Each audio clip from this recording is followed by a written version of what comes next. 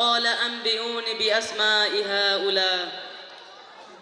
হামদ সানার পর মজলিসে উপস্থিতি সম্মানীয় দিনদরদি ভাই ও পর্দার অন্তরালে মা ও বোনেদের আন্তরিক সালাম ও শুভেচ্ছা জানাই। তারপর আমার সম্মানীয় শিক্ষক মহাশয়গণ ও নিঃস্বার্থক দিনিয়াত মুনাজ্জাম মক্তবের কমিটি বৃন্দকে অভিনন্দন জানাই। আজকে এই মজলিসে আমার বক্তব্যের বিষয় হলো ভাষা। ভাষা মনের ভাব প্রকাশের মাধ্যমকে বলা হয়। ছোট বড় প্রতিটি প্রাণীর নিজস্ব ভাষা আছে। স্বয়ং আল্লাহ তাআলা প্রতিটি প্রাণীকে ভাষা শিক্ষা দিয়েছেন।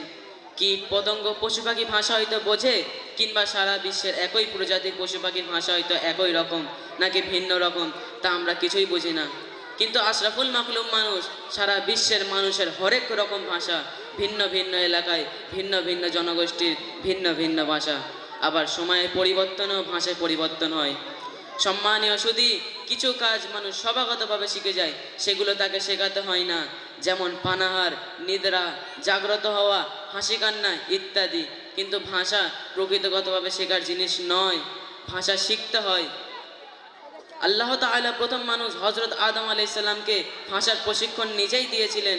ফেরেশতাদের সামনে ভাষার পরীক্ষাও নিয়েছিলেন।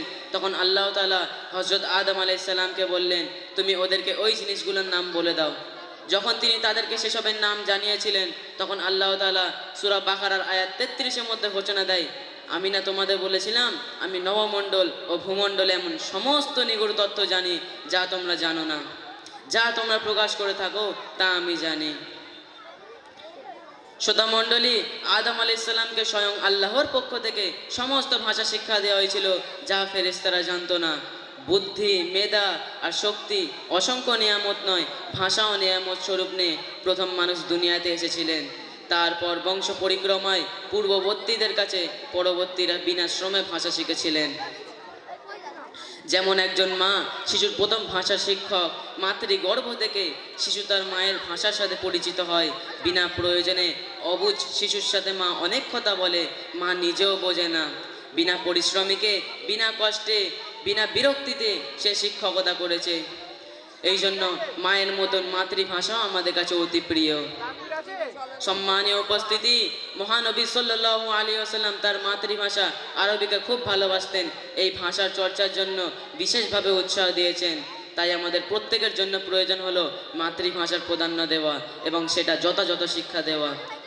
কিন্তু বড় পরিতাপের বিষয়, আজকে আমাদের সমাজে অধিকাংশ বাচ্চা ইংলিশ মিডিয়াম স্কুলে পড়ে, যারা ভালোভাবে বাংলা পড়তেও পারে না এবং সঠিকভাবে বলতেও পারে না।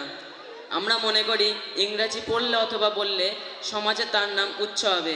এটি একেবারেই ভ্রান্ত ধারণা। আমরা যেই সমাজে বাস করি, এখানে 99% মানুষ মাতৃভাষায় কথা বলে। এখন এর মাঝে আমি অথবা আপনি যদি ইংরাজিতে কথা বলি, মানুষ কিছুই বুঝবে না। সুতরাং বুদ্ধিমান হলো সে যে নিজের ভাব প্রকাশ এমনভাবে করবে সেটা সামনের শ্রোতারা যেন বুঝতে পারে। আর এটা হলো আজকে আমাদের সমাজে সব থেকে বড় দুর্বলতা। আল্লাহ তাআলা আমাদের সকলকে মাতৃভাষার প্রাধান্য দেওয়া, শেখাও শেখানো তৌফিক দান করুন। আমিন। ওয়া আখিরুদ দাওয়ানা আনিল হামদুলিল্লাহি রাব্বিল আলামিন। আসসালামু আলাইকুম ওয়া রাহমাতুল্লাহি ওয়া বারাকাতুহু। ছাড়া অন্য কোন অক্ষর আসলে মিম সাকিনকে বিনা গুণনায় স্পষ্ট করে তাড়াতাড়ি পড়তে হবে। একে ইজহারে সাফাবি বলে। মিম সাকিনের ইখফা কাকে বলে? মিম সাকিনের পর